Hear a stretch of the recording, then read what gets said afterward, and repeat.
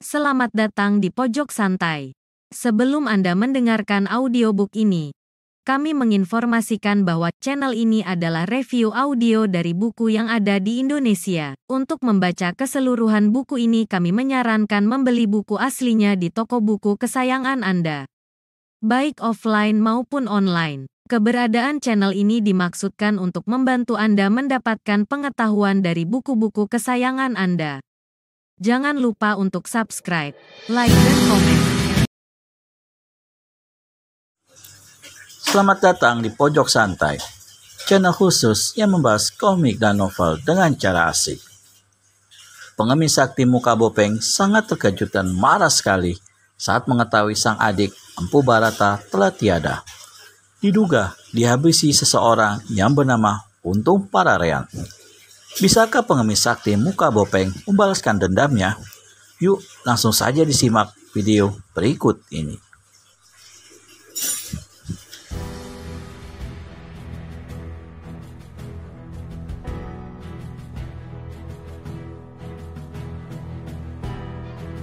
Sejak pagi, dia memang belum makan apa-apa sama sekali. Dia berharap dalam waktu yang singkat akan dapat menemui sebuah desa atau kampung di mana dia bisa membeli makanan untuk pengisi perutnya. Belum lagi lewat sepeminuman teh berlalu, Untung Pararean menemui satu jalan yang sangat becek akibat hujan. Pemuda ini mengikuti jalan itu ke sebelah tenggara. Tiba-tiba di belakangnya terdengar suara derap kaki-kaki kuda. Ketika dia berpaling, dilihatnya sebuah kereta yang ditarik oleh dua ekor kuda hitam besar meluncur cepat sekali di jalan yang becek itu, memancarkan lumpur dan air kotor ke kiri kanan jalan. Pengemudi kereta tiada hentinya mencambuk punggung kedua ekor kuda agar kereta bergerak lebih cepat. Di belakang kereta yang bagus dan tertutup itu, ada dua orang penunggang kuda berpakaian keprajuritan. "Hei pemuda gila!" Kusir kereta tiba-tiba berteriak memakai Untung Pararean.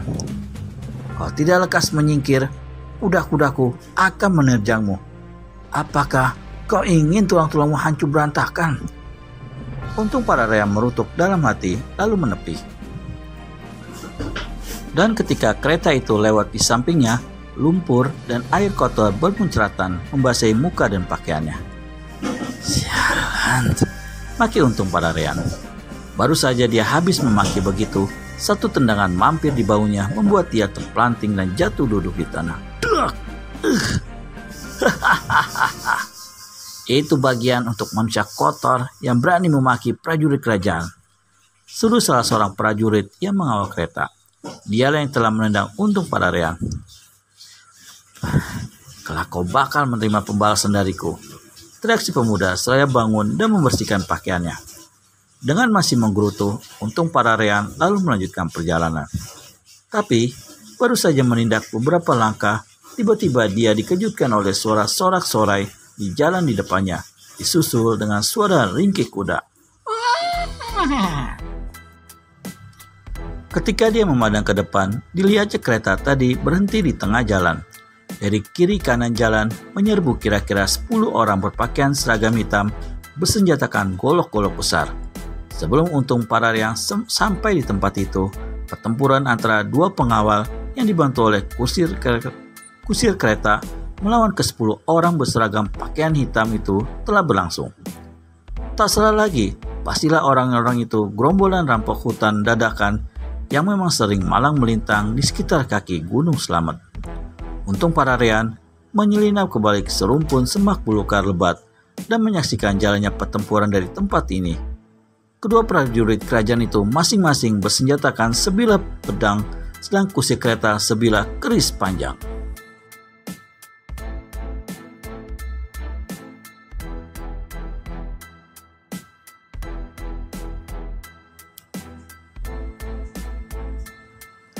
Dari gerakan-gerakan mereka, nyatalah bahwa ketiganya memiliki ilmu silat yang cukup tinggi.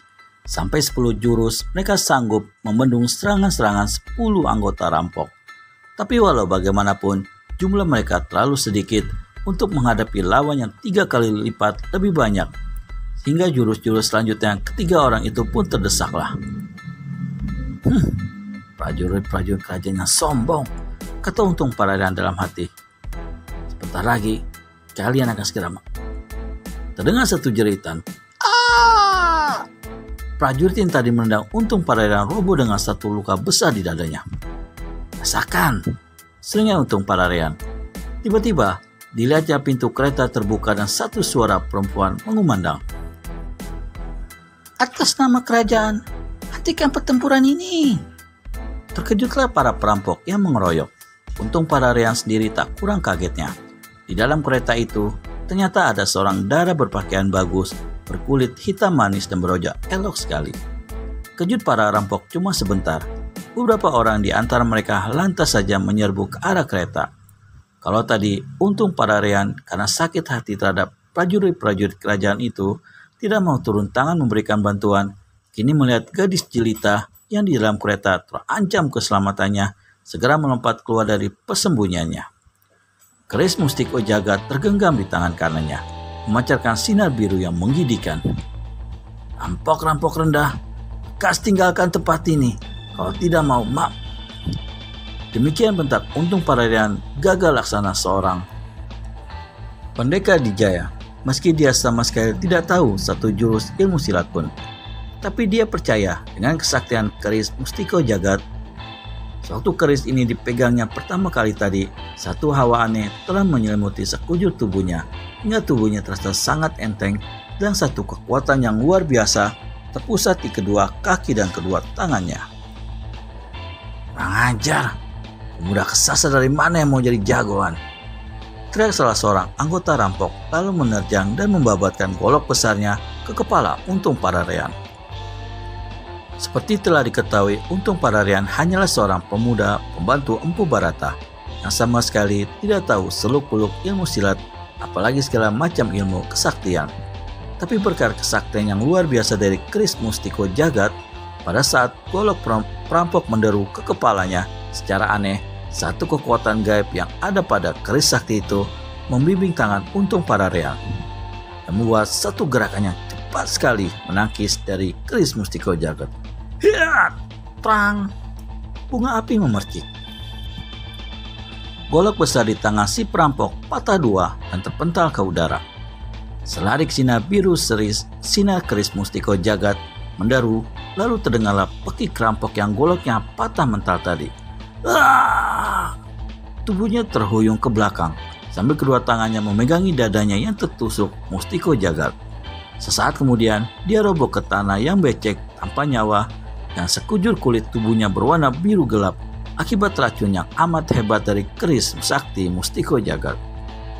Melihat munculnya seorang pemuda yang tak dikenal yang dalam satu gebrakan saja berhasil merobohkan kawan mereka, rampok-rampok yang lain pun menjadi marah. Kurang ajar! Ya! Niat untuk menyerbu kereta dibatalkan dan 7 anggota rampok itu lantas menyerbu Untung Pararian, sementara yang 2 lainnya masih menghadapi kusir kereta dan prajurit kerajaan. Mulanya, hati Untung Pararian kecut juga melihat datangnya serbuan itu, tapi dengan penuh keyakinan dia menghadapinya. Tubuhnya berkelebat ringan di antara deru senjata-senjata lawan. Sinar biru keris Mustiko Jagat bergulung-gulung dan dalam 2 jurus saja 6 perampok bergeletakan tanpa nyawa lagi. 3 orang yang masih hidup tentu saja tak punya nyali lagi. Tanpa tunggu lebih lama, ketiganya segera ambil langkah 1000 dan lenyap dari tempat itu dalam sekejap mata.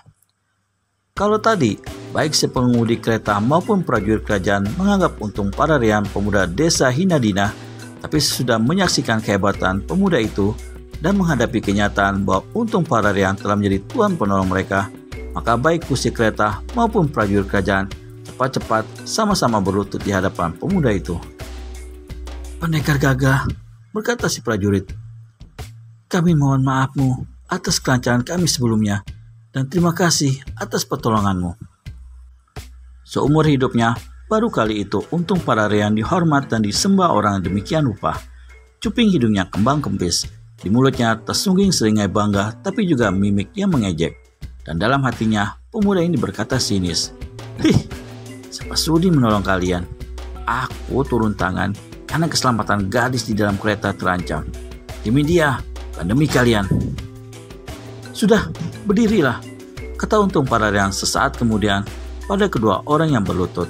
Ketika dia memandang ke arah kereta, Lara cantik di atas kendaraan itu kelihatan turun, melangkah ke hadapannya, mengangguk memberi hormat dan tersenyum.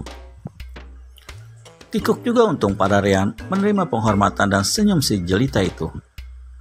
"Saudara, terima kasih atas pertolonganmu," berkata gadis itu.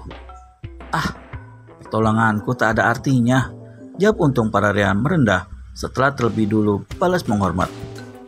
Bagaimana kisah selanjutnya Untung Pararean? Temukan jawabannya di video selanjutnya hanya di channel Pojok Santai. Segera subscribe dan tekan tombol lonceng untuk mendapat notifikasi video terbaru dari kami. Terima kasih dan sampai bertemu kembali.